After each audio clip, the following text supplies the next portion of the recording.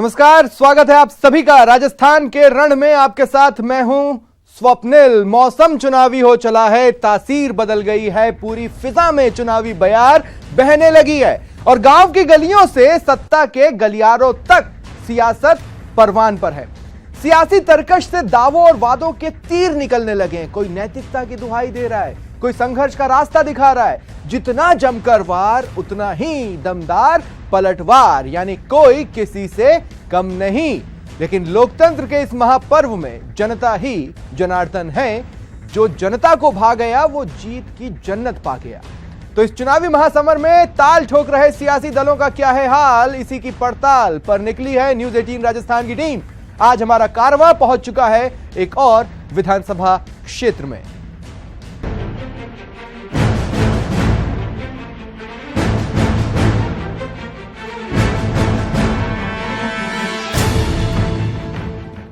राजस्थान के रण में आज हम बात करेंगे शाहपुरा विधानसभा क्षेत्र की, जो भीलवाड़ा जिले की 7 विधानसभाओं में से एक है। आजादी से पहले स्वतंत्र रियासत रहा शाहपुरा अपने लोकतांत्रिक मूल्यों के लिए जाना जाता है। आजादी की लड़ाई में शाहपुरा के बारहट परिवार की कुर्बानी आज भी प्रदेशवासियों को गर्व की अनुभूति कराती है। तो शाहपुरा के सियासी इतिहास के बारे में बताएंगे, लेकिन पहले एक नजर शाहपुरा की विरासत पर।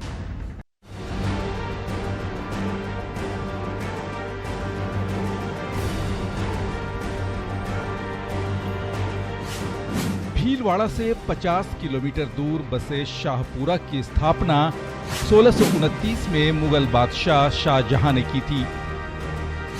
हालांकि बाद में शाहपुरा ने स्वतंत्र रियासत के रूप में अपनी पहचान बनाई। रियासत के आखिरी शासक सुदर्शन देव ने लोकतांत्रिक मूल्यों में आस्था जताते हुए 9 अगस्त 1947 को अपना शासन प्रजा को हस्तांतरित करने का प्रस्ताव तैयार करवाया और 14 अगस्त 1947 को ही शाहपुरा में अंतरिम सरकार की घोषणा कर दी। ये देश की पहली अंतरिम सरकार थी। प्रधानमंत्री के रूप में प्रोफेसर गोकुललाल असावा को शपथ दिलाई गई और राजमहल में परंपरागत पचरंगे ध्वज के साथ साथ तिरंगा भी फहराया गया। लोकतांत्रिक मूल्यों का ये मंदिर अपनी बलिदानी परंपरा के लिए भी मशहूर है। यहाँ के बारहट परिवार की शहादत पर न सिर्फ शाहपुरा बल्कि पूरा राजस्थान गर्व करता है। केसरी सिंह बारहट, उनके भाई जोरावर सिंह बारहट और पुत्र प्रताप सिंह बारहट, यानी एक ही परिवार के पिता, पुत्र और भाई का स्वाधीनता के लिए कुर्बान होने का उदाहरण अत्यंत ही दुर्लभ है। शाहपुरा में बारहट परिवार की हवेली अब क्रांतिकारी परिवार की विरासत के तौर पर संग्रहालय में तब्दील कर दी गई है, जहां क्रांतिकारी केसरी सिंह बारहट, जोरावर सिंह बारहट और बनारस षड्यंत्र केस के शहीद प्रताप सिंह बारहट के भव्य स्मारक दर्शनीय हैं। साथ ही तीनों बारहट क्रांतिकारियों की दुर्लभ निशानियों, चित्रों और उस इतिहास का एक एक पृष्ठ यहाँ संजो कर रखा गया है। इसके साथ ही शाहपुरा राम स्नेही संप्रदाय के श्रद्धालुओं का प्रमुख तीर्थ स्थल भी है। इस संप्रदाय का मुख्य मंदिर राम द्वारा के नाम से जाना जाता है, जहां पूरे भारत से और विदेशों तक से तीर्थयात्री आते हैं। यहां होली के दूसरे दिन प्रसिद्ध फुलडोल मेला लगता है, जो लोगों के आकर्षण का प्रमुख केंद्र होता है। ये शहर लोक देवताओं की पेंटिंग्स के लिए भी प्रसिद्ध है। न्यूज 18 के लिए शाहपुरा से प्रमोद तिवारी की रिपोर्ट।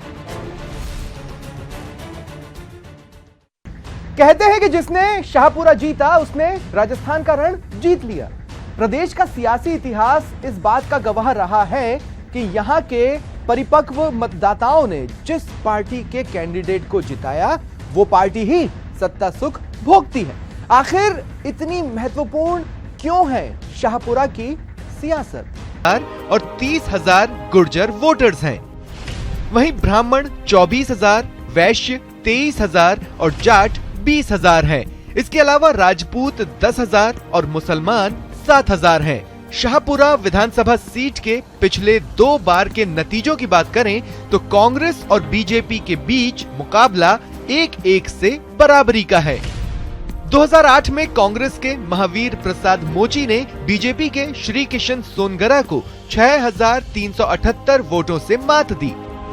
महावीर प्रसाद मोची को 53,233 वोट मिले, जबकि श्री किशन सोनगरा को 46,855 वोट ही मिले थे। हालांकि 2013 में बीजेपी के वरिष्ठ नेता कैलाश चंद्र मेघवाल ने कांग्रेस के राजकुमार बैरवा को 43,666 के भारी अंतर से शिकस्त दी थी। बीजेपी के कैलाश चंद्र मेघवाल को 93,953 वोट मिले, वहीं कांग्रेस के राजकुमार बैरवा 50,287 वोटों पर ही सिमट गए थे। शाहपुरा के विधायक कैलाश चंद्र मेघवाल फिलहाल राजस्थान विधानसभा के स्पीकर हैं और प्रदेश के कद्दावर नेताओं में गिने जाते हैं। इलाके के लोगों का भी मानना है कि कैलाश मेघवाल के बड़े कद का लाभ शाहपुरा विधानसभा को मिला है और विकास की गति ने जोर पकड़ी है। न्यूज़ 18 के लिए शाहपुरा से प्रमोद तिवारी की रिपोर्ट। तो आपने देखा कि शाहपुरा से हर बार सत्ताधारी दल का ही विधायक रहा है, लेकिन इसका कोई बहुत बड़ा लाभ शाहपुरा को मिल पाया हो ऐसा दिखता नहीं है और शहर अभी भी समस्याओं के मकर जाल से नहीं निकल पाया है।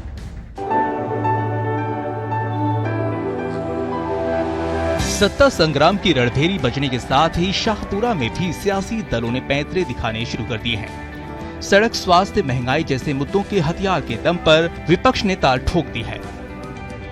अभी वर्तमान में राशन सामग्री नहीं मिलना, बीपीएल में लोगों को काफ़ी समस्याएं हो रही है। भामाशाह कार्ड में नाम जुड़े हुए हैं पर मेडिकल की फैसिलिटी नहीं मिल पा रही है। हॉस्पिटल में आईसीयू नहीं है, ये शाहपुरा नगर की ज्वलंत समस्या है। छोटी मोटी बीमारी हो जाती है उसके लिए रेफ़र करते हैं भीलवाड़ा। तो ये काफ़ी मुद्दे हैं जो शाहपुरा में अभी भी शाहपुरा को बैकवर्ड एरिया बना रखा है और इसके डेवलपमेंट के लिए काफ़ी प्रयास करने आवश्यक है। अभी वर्तमान में तो एंटी इनकम्बेंसी ज़्यादा दिख रही है, विकास भी एक मुद्दा है। मोदी लहर का फिलहाल यहाँ कोई प्रभाव नज़र नहीं आ रहा है, क्योंकि 4 साल में जो कार्यशैली सेंट्रल गवर्नमेंट की रही है उसमें कोई प्रमुख कार्य हुआ नहीं है जिनको लेकर मोदी सरकार का चयन हुआ था। तो वर्तमान में मोदी लहर का कोई वजूद यहाँ दिखाई नहीं दे रहा है। विकास भी मुद्दा है और एंटी इनकम्बेंसी सबसे बड़ा मुद्दा रहेगा।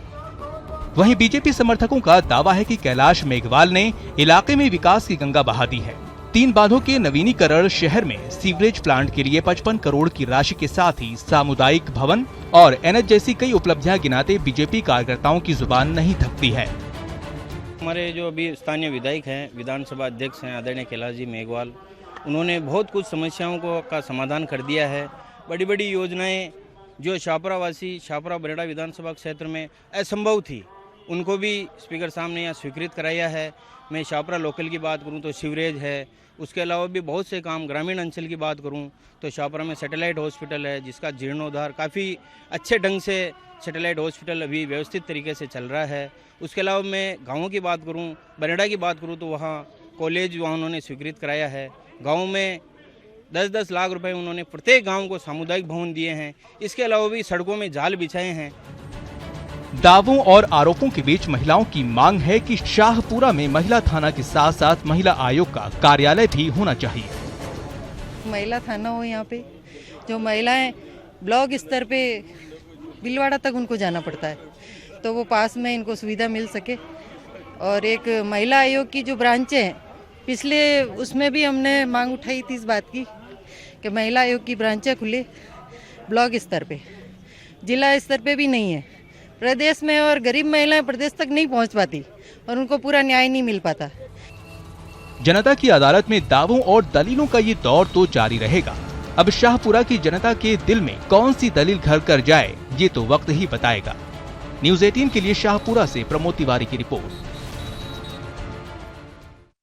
तो आपने देखा कि शाहपुरा विधानसभा की प्रदेश की सियासत में क्या अहमियत है। अब इलाके की समस्याओं और अपनी उपलब्धियों को लेकर शाहपुरा के विधायक कैलाश मेघवाल क्या कहते हैं और शाहपुरा के लोग उनके दावों से कितना सहमत हैं। खान विधानसभा के स्पीकर और शाहपुरा के विधायक कैलाश मेघवाल का नाम बीजेपी के कद्दावर नेताओं में शुमार रहा है। उन्होंने शाहपुरा से 1993 में भी जीत हासिल की थी और भैरव सिंह शेखावत कैबिनेट में मंत्री भी बने थे। हालांकि 1998 में शाहपुरा की जनता ने उन्हें नकार दिया। फिर 2013 में यहां की जनता ने कैलाश मेघवाल पर भरोसा जताया और उन्हें विधायक चुना। कैलाश मेघवाल का दावा है कि उन्होंने इलाके के विकास के लिए काफी कुछ किया है और आने वाले चुनाव में जनता का आशीर्वाद उन्हें जरूर मिलेगा। उनसे खास बातचीत की संवाददाता प्रमोद तिवारी ने। राजनीति की शतरंज की बिसात पर 4 दशक से ज्यादा तक सौ और मात के खेल पर ज्यादातर मात देने वाले राजस्थान विधानसभा के स्पीकर कैलाश मेघवाल हमारे साथ हैं। इन्हीं से बात करते हैं कि इस बार जो इनका कार्यकाल रहा है वो किस तरह से देखते हैं, क्या प्रमुख उपलब्धियां इस बार शाहपुरा विधानसभा क्षेत्र में मेघवाल जी देखते हैं।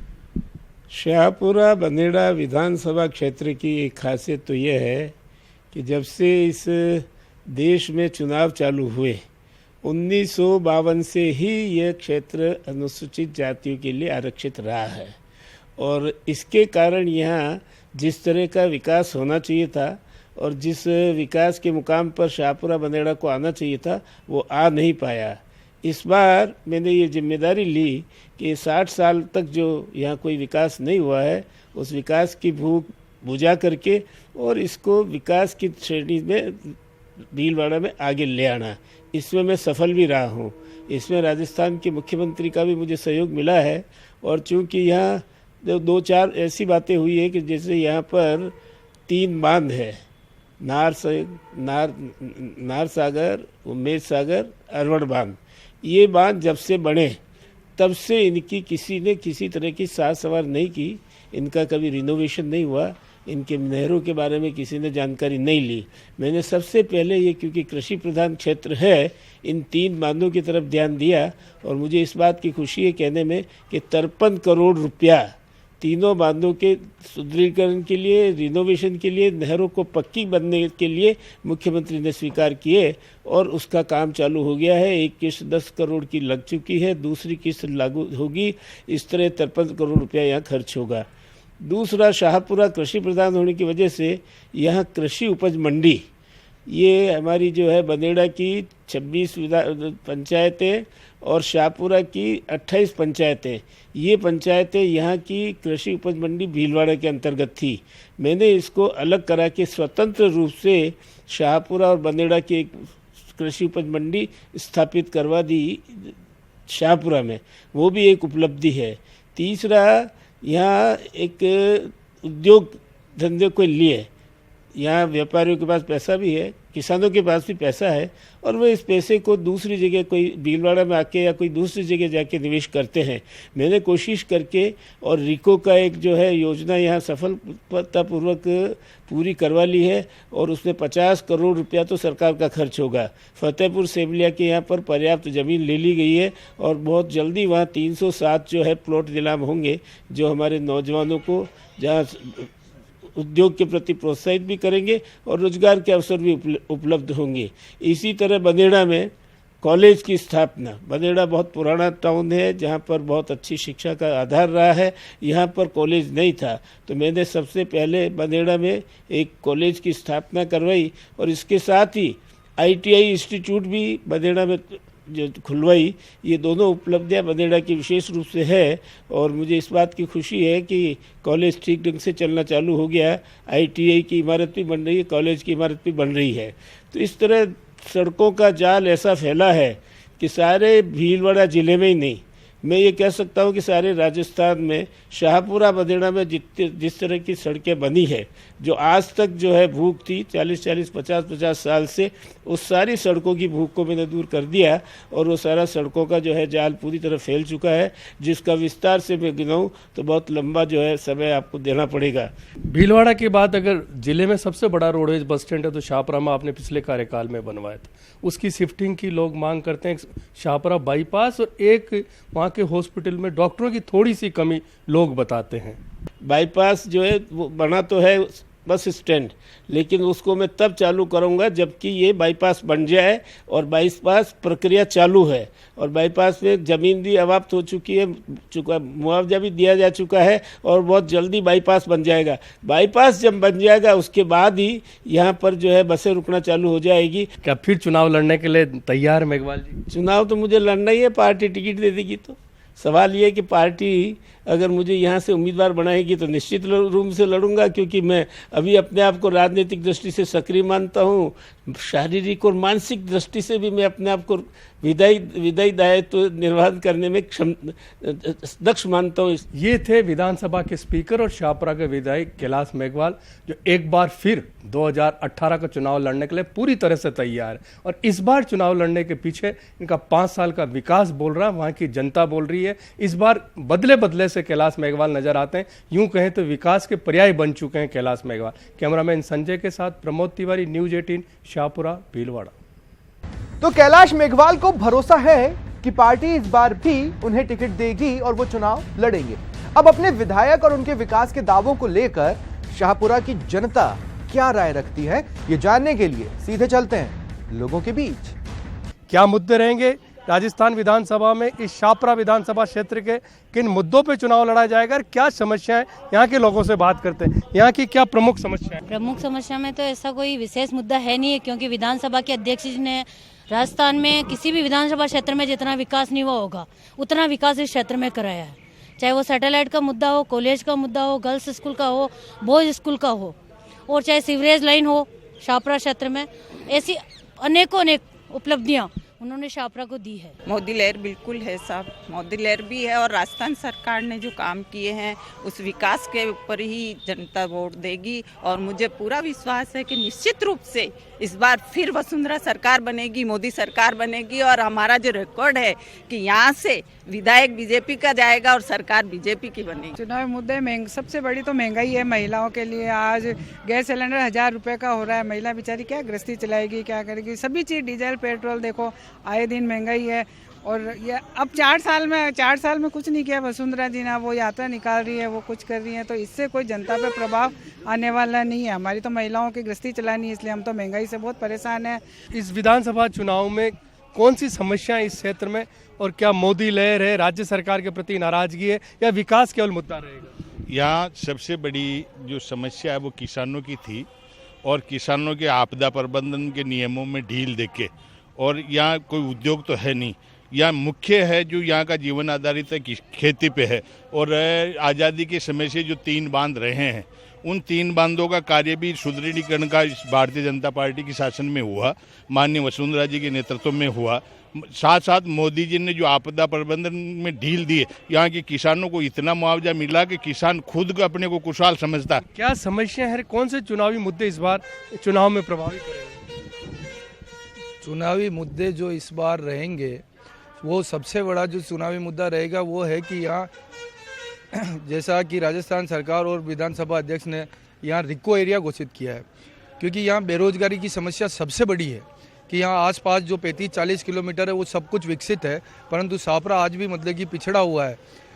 तो मुख्य मुद्दा यही रहेगा कि किसी न किसी प्रकार से बेरोजगारी दूर हो। एक तो साहब जिस रास्ते से आप अभी आए हैं वो यहाँ का हाईवे है, और सबसे बड़ी परेशानी इस शाहपुरा के अंदर बाहर बाईपास निकलने की है, जो मैंने स्थानीय विधायक से 4.5 साल पहले बात की थी। उन्होंने उसके ऊपर बात करके उसको बाईपास दिया भी है इधर कोटली रोड पे, लेकिन 4.5 साल से अभी पता नहीं उसका क्या हो रहा है। अगर वो एक काम भी यहाँ हो जाता तो शाहपुरा में सबसे बड़ा काम होता। शाहपुरा विधानसभा क्षेत्र चूँकि कृषि प्रधान क्षेत्र है, यहाँ काश्तकारों से जुड़ी हुई हर समस्या हर बार के चुनाव में मुद्दा बनती है।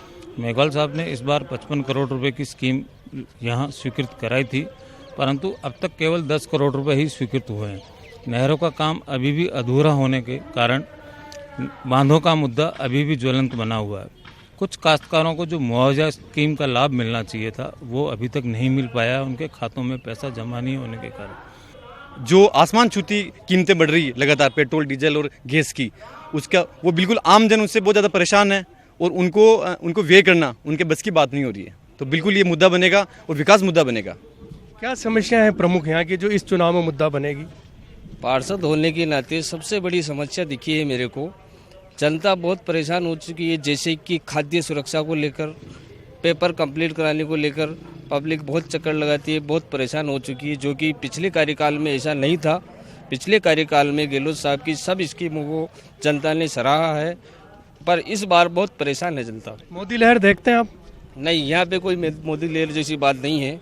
इस बार पब्लिक परेशान हो चुकी है इस सरकार से, इस बार परिवर्तन चाहती है। अब देखना है कि शाहपुरा का जो मतदाता है वो किस करवट बैठता है, क्योंकि शाहपुरा के लिए कहावत तो ये है कि शाहपुरा का विधायक आज तक कभी भी विपक्ष में नहीं बैठा है। अब देखना है कि शाहपुरा का विधायक इस बार विपक्ष में बैठता है या सत्ता पक्ष में बैठता है, ये तो चुनाव परिणामों से ही पता लगेगा। कैमरामैन संजय के साथ प्रमोद तिवारी, न्यूज़ 18, शाहपुरा, भीलवाड़ा।